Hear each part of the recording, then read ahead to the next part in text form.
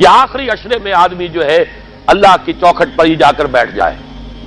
اپنے معمولات کو توڑے۔ اعتکاف کی روح یہ ہے کہ یہ جو ہمارے معمولات ہوتے ہیں، روٹین، یہ بھی غفلت پیدا کر دیتے ہیں۔ ایک عادت بن گئی ہے، صبح اٹھتے یہ کرنا، پھر یہ کرنا، پھر دفتر جانا، پھر آنا، پھر یہ، اس کے اندر پھر وہ آدمی کوئی جاگتا ہی نہیں، ہوش میں آتا ہی نہیں۔ وہ گویا کہ ایک مدہوش سا ہے اور ایک وہ اپنا سائیکل چل رہا ہے خود بخود۔ اس سائیکل کو توڑو، جیسے 5 دفعہ وہ سائیکل توڑتے ہو نماز کے لیے۔ آؤ یہاں آؤ، آؤ سجدے میں گرے، لوہے جبیں تازہ کریں، یاد کرو اللہ کو دوبارہ، اپنا عہد استوار کرو دوبارہ، ایاک نعبد و ایاک نستعین۔ اسی طرح سال میں ذرا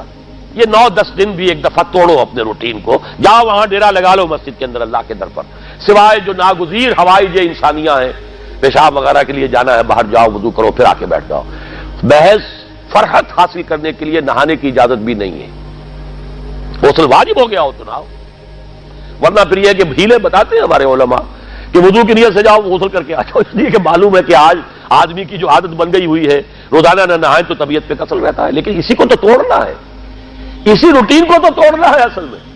اجازت نہیں ہے، اصلاً اجازت نہیں ہے۔ آپ جو ہے جو بھی ناگزیر، ہاں اگر آپ کو فرض کیجئے کوئی ایسی شکل ہو گئی ہے، رات کو آخر سوئے تو ہے، سونے میں بدخوابی ہو گئی ہے، نہانا ہے تو جاؤ نہاؤ، ٹھیک ہے، غسل واجب ہے نہاؤ، اور یہ کہ پیشاب کی بہانے کی حاجت ہے جاؤ پوری کرو، وضو کرو، اپارٹمنٹ میں چاہے یہاں سو، یہاں ذکر کرو، یاد کرو، جو کرو کرو یہاں پہ، لیکن اور اس میں بھی خاموشی ہے۔ وہاں پر ہمارے ہاں آج کل اس کے اندر بھی بڑے لمبے لمبے چوڑے پروگرام شروع کر دیتے ہیں، لوگ بیٹھے ہیں گپ بازی کر رہے ہیں۔ میں نے خود میدان عرفات میں لوگوں کو تاش کھیلتے دیکھا ہے، تاش عرفات میں، میں نے سنا یہاں پر اعتکاف میں تاش کھیلے جاتے ہیں۔ آپ بالکل نوجوان چھوکرے، فضیلت سنی اعتکاف کی، ویسے بھی گھر سے بھاگنے کو جی چاہتا ہی ہے، کچھ دنوں کے لیے نکلے اس گھر سے، مسجد میں آ کے بیٹھ گئے، وہاں پہ گپے بھی ہو رہی ہے، لطیفہ بازی بھی ہو رہی ہے، تاش بھی کھیلے جاتے ہیں، یہ اعتکاف ہو رہا ہے۔ یہ اتنی ہلکی شے نہیں ہے اعتکاف، یہ تو اس عبادت کا، رمضان میں جو روح بیدار ہوتی ہے یہ اس کا کلائمیکس ہے، بہت بڑی عبادت ہے، لیکن اس میں لو اللہ کے ساتھ لگی رہے، لوگوں سے نہیں، تنہائی، غور و فکر، یا قرآن پڑھو، ذکر کرو، نوافل پڑھو،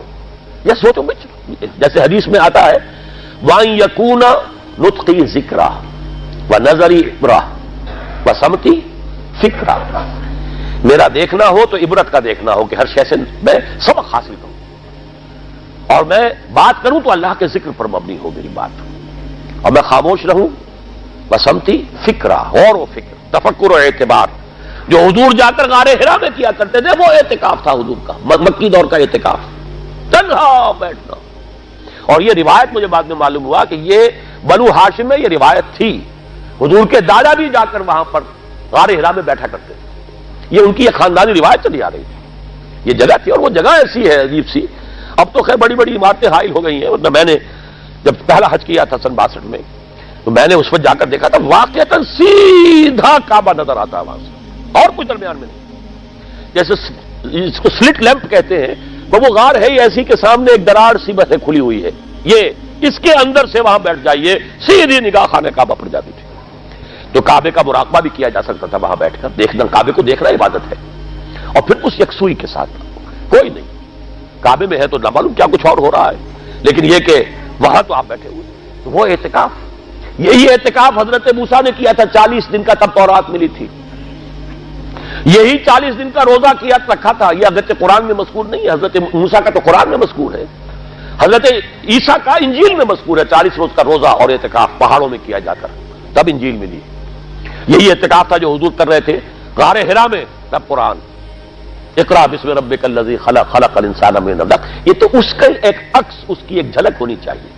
میں نے روح اعتکاف پر بھی ایک زمانے میں ایک تقریر کی تھی، میں نے دیکھا چھپی ہوئی تھی، اب پتہ نہیں کہیں اویلیبل ہے یا نہیں، ایک علیحدہ کتابچے کی شکل میں بھی تھی، ویسے عظمت سیام و قیام رمضان مبارک پر بھی میرا کتابچہ ہے، عظمت صوم جس میں کہ پھر میں نے یہ انسان کے دو وجود اس کے بارے میں بھی خاصی وضاحت کے ساتھ گفتگو کی، وہ بھی میرا کتابچہ ہے، شاید باہر اس پہ ہوں گے۔ تو فرمایا جب تم اعتکاف میں ہو تو ان کے ساتھ مباشرت نہیں کر سکتے، تلک حدود اللہ ہے، یہ اللہ کی حدود ہیں، فلا تقربوها، ان کے قریب مت جانا۔ قرآن مجید میں حدود اللہ کے لیے یا تو آتا ہے فلا تعتدوها، یہ اعتداء کہتے ہیں کسی حد کو کراس کر جانا، تجاوز کرنا، اور جہاں زیادہ احتیاط کی بات ہے وہاں فلا تقربوہا، آخری حد کے قریب تک نہ چلے جانا، مبادا کہیں غلطی سے قدم جو ہے ادھر پڑ جائے. جیسے حضور نے حدیث کے اندر بیان فرمایا الا لکل ملک حمن، ہر بادشاہ کی ایک محفوظ چراگاہ ہوا کرتی تھی، اسی کے جانور اس میں چریں گے، کوئی رعیت میں سے کسی کی بھیڑ بکری، کسی کا کوئی جو ہے گھوڑا وہاں نہیں آ سکتا. اب اگر کسی کا گھوڑا یا کسی کی بھیڑ بکری چلی گئی وہ مجرم ہو گیا، پکڑا جائے گا، گردن ماری جائے گی. تو حضور نے فرمایا کہ اللہ کی بھی ایک محفوظ چراگاہ ہے. اللہ کی حما کیا ہے؟ محارمہ، جو چیزیں اس نے تم پر حرام کر دی ان کے قریب نہ جانا. تو دیکھو اگر کوئی چرواہا اپنی بھیڑوں بکریوں کو بالکل آخری حد تک لے جائے گا، اس بادشاہ کی جو وہ حد ہے، تو اندیشہ ہے کہ بھیڑیں بکریاں کہیں ایک چھلانگ لگائے اور بادشاہ کی چراگاہ میں داخل ہو جائے. لہذا ذرا فاصلے پر رہا کرو. یہ ہے آخری حد تک نہ جاؤ بلکہ کچھ فاصلے پر رہو. فلا تقربوہا، یہ اللہ کی حدود ہے تو ان کے قریب مت پھٹکو. کذالک یبین اللہ لکم آیاتہ للناس لعلہم یتقون، اسی طرح اللہ تعالی اپنی آیات لوگوں کے لیے واضح کر رہا ہے تاکہ وہ بچیں، تقویٰ کی روش اختیار کریں، حدود الہی کا احترام کریں، اس میں کہیں تجاوز تو دور رہا، اس کے قریب بھی نہ آئے.